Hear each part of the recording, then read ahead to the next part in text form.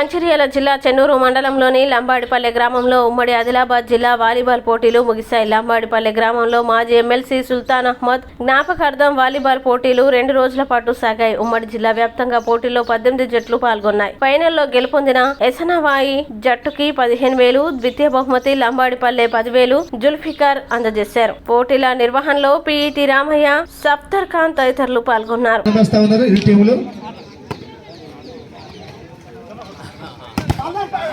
Oh, nice. Point goes to Senwai. Chuvalal. 39, sorry.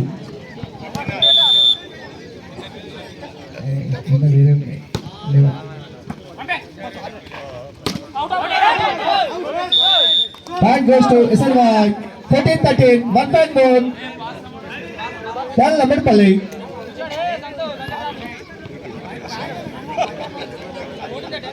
Thank you very much.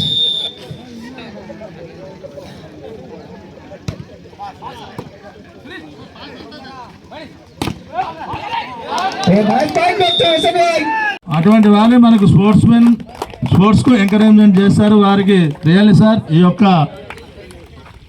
ఉమ్మడి జిల్లా ఆదిలాబాద్ కాకుండా